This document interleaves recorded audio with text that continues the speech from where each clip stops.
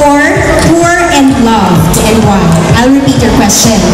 Would you rather be rich and famous or poor and loved, and why?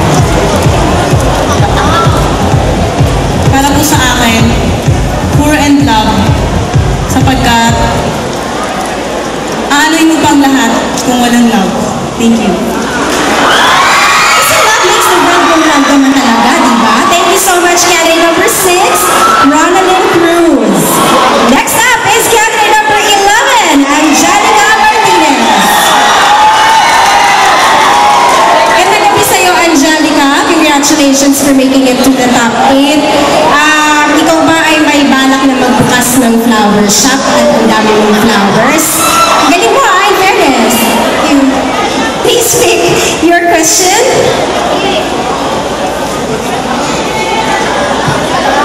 Okay. If you have problems, whose advice do you seek first? Family or your friends, and why? I repeat your question.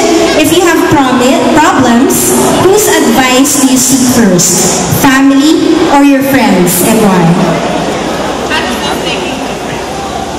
I first come to my mother because we are very close to each other. I also treat her as my best friend. I share every problem that I have, whether it's about love or about school difficulties, and because I treat my mother as my best friend, and nothing could compare, nothing could go through, even friends, because a mother will always be your mother. And I'm sure she's very, very proud of you tonight. Thank you so much. Candidate number 11, Angelica Martinez. Next up, candidate number 12, Melissa Llagas. Ikaw ang nanalo ng Texture's Choice, diba? Ano naman mo na napakarami palang bumoto para sa'yo? Super happy ako kasi nalaman ko na mahalaga pala ako sa bawat taong bumoboto sa akin. Tama. Okay, please read your question. And your question is, should you prefer to have lasting happiness in this world or lasting prosperity, and why? I will repeat. Which would you prefer to have? Lasting happiness in this world or lasting prosperity? I'd rather choose the lasting happiness in this world because happiness, no one can do this to you.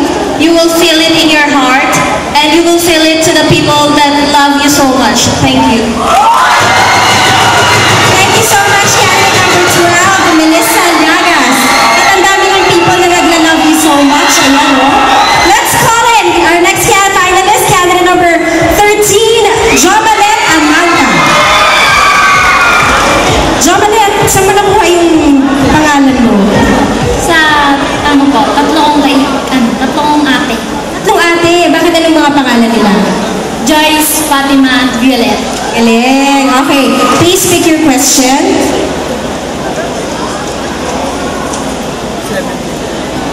Okay, here's your question, Jomalet.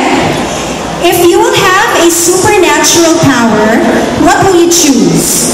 To be invisible or to be able to read people's minds, and why? I will repeat your question. If you will have a supernatural power, which will you choose?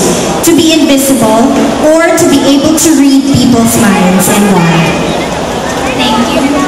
Una sa lahat, gusto kong pasalamatan ng lahat na sumusuporta sa akin. Lalo na yung pamilya ko. Hindi ko na nag-expect na makukuha ka sa top 8. Back sa question. Kung papipiliin ako, yung pipiliin ko yung makakabasa ng isip ng tao. Kasi, parang malaman ko kung paano ko siya pakikisamahan ng maigi, kung paano ko siya ituturing ng kaibigan or kaaway ba or wala lang, ganun. Parang mas maigi kung malalaman mo yung isip ng bawat tao.